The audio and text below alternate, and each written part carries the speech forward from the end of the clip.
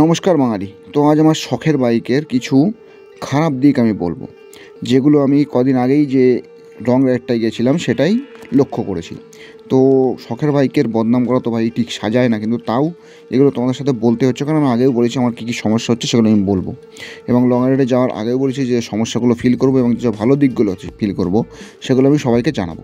কারণ অনেকে কমেন্ট করেছে দেখেছি আগের ভিডিওগুলোতে, এবং আগের ভিডিও যে ভালোবাসাগুলো দিয়েছো তার জন্য অনেক অনেক ধন্যবাদ। তো কমেন্ট করেছিল একজন যে দাদা গাড়ির যা যা সমস্যা পাচ্ছেন হনেস্টলি এভাবে বলতে থাকবেন, তাহলে আমাদেরও সুবিধা হয়। এবং কয়েকজন বলছিল যে আমি কি নেবো গাড়ি নেওয়ার আগে আমার যে সমস্যাগুলো ফিল করছো একটু বললে আমার নিতে সুবিধা হয়। চলো এবার মেন ভিডিওর দিকে এগোচ্ছি, কিন্তু তার আগে জ্যাকেটটা খুলে নিই। তো রাইডিংয়ে আমি টোটাল কত কমপ্লিট করেছি, কত কিলোমিটার আমি দেখাচ্ছি, চলে আসুন। আগে দেখিয়ে দিচ্ছি কত কিলোমিটার চলেছে আমার গাড়ি। তো এখানে দেখো 912, ঠিক আছে। তা 12টা বাদ দাও, এখানে এই পর্যন্ত আসতে 12 কিলোমিটার চলে গেছে, তো 900 প্রায় চলে গেছে, ঠিক আছে। তো 900 কিমি চলেছে মোটামুটি আমাদের রাইডিংয়ে 160 কি 140 এমন চলেছে। তো এক্সপিরিয়েন্সটা, রাইডিং এক্সপিরিয়েন্সটা আমার খারাপ হয়নি, রাইডিং এক্সপিরিয়েন্স ভালোই ছিল। তো লং রাইডে যাওয়ার জন্য সবার আগে লং রাইডে যাওয়ার আগে এই ভিডিওটাকে দেখে নেবে। স্টিম অনটিভে ওয়ান ডে যদি লং রাইডে যেতে চাও তো এই ভিডিওটা অবশ্যই দেখতে হবে। থেকে প্রথম সমস্যা হচ্ছে গিয়ে সিটিং পশ্চার। বা এই সিটে বসে আমার মাজা ব্যথা হয়ে গেছে প্রথম কথা 50 কি 60 কিলোমিটারের মধ্যে।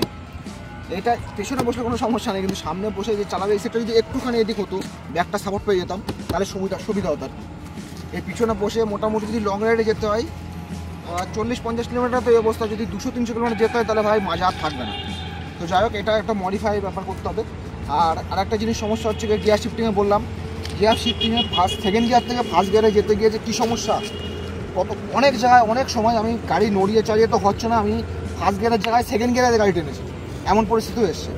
আর একবার আমি দেখাচ্ছি, আর ছোটো কিছু অ্যাড করবো না, একবার গাড়ি চলতে বন্ধ হয়ে গেছে।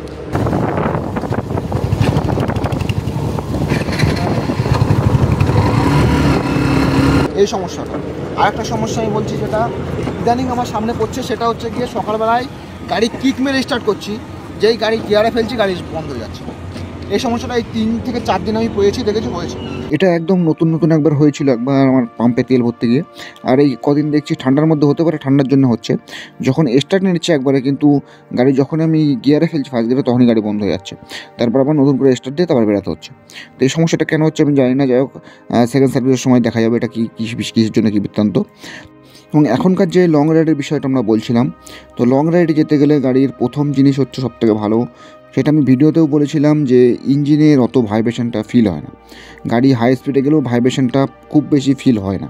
হ্যান্ডেলিংটা খুব সুন্দর, এবিএসটা খুব সুন্দরই ওয়ার্ক করে। আর একটা জিনিস হচ্ছে পিছনের ব্রেকটা একটু সমস্যা থাকলেও একটু টাইট ফাইট করে নিলে ওই পিছনের ব্রেকটা, ড্রাম ব্রেকটাও সুন্দর কাজ করে। তাছাড়া আমরা খুব বেশি লং রাইড করিনি, একটা মিনি লং রাইড হিসেব মতো। তো আমরা এরপরে আর একটা লং রাইড করার ইচ্ছা আছে। যখন এর থেকে বেশি লং রাইড করব তখন আরও বোঝা যাবে, ডিটেলস বেরাবে। এখন অতটা বেশি লংয়ে যাইনি আমরা, তো বোঝাটা একটু সমস্যা। যাই হোক, আমাদের কিলোমিটারটা দেখিয়ে দিলাম, আমি একবার দেখেই নিতাম। আর একবার দেখিয়ে দিচ্ছি আমি কিলোমিটারটা। আমাদের চলেছে টোটাল 912, মানে ওই 140 মতনই চলেছে, খুব বেশি 140 কি 42 এমন চলেছে। আমি আগে যে আমাদের একদম শুরুর সময় যে ক্লিপটা ছিল সেটা আমি অ্যাড করছি, দেখো। তো এই মিটার বোর্ডের দিকে একটু খেয়াল করো, এই কিলোমিটারটা হচ্ছে আমাদের রাইডিং শুরু করার আগের, এবং এখন যতটা আছে 912 দেখলাম। তো এটা একটু হিসেব করে নিও। তো যাই হোক, আমার এখনকার যতটা এক্সপিরিয়েন্স হয়েছে এইটুকুতে, ততটুকু আমি তোমাদের সাথে শেয়ার করে দিলাম। বাকি এরপরে আরও অনেক ভিডিও আসতে থাকবে। তবে এই গাড়িটা যত সমস্যা হোক আর নাই হোক, আমার কাছে এটা ফেভারিট গাড়ি আমার ছিল এবং থাকবে। এছাড়া এটা হচ্ছে কোম্পানির নতুন মডেল, তো একটু আধটু সমস্যা হবে আমি বুঝতে পারছি। যাই হোক, এগুলো ফিক্স করে নিলে গাড়ি একদম অল টাইম ফেভারিট সবারই হয়ে যাবে। যাই হোক, যারা নিতে চাও নির্দ্বিধায় নিতে পারো, ঠিক আছে। এছাড়া সমস্যাগুলো মানিয়ে নিতে হবে, এবং এরপরে আমি একটা প্রপারলি নেগেটিভ এবং পজিটিভ ভিডিও বানিয়ে দেবো, কেন গাড়িটা কিনেছে এবং কেন গাড়িটা কিনবে তোমরা, সেই কারণগুলো আমি বলে দেবো। তো চলো, আজকের জন্য এই পর্যন্ত। বাকি যে কে কোথা থেকে ভিডিওটা দেখছো আবারও কমেন্ট করে অবশ্যই জানিও।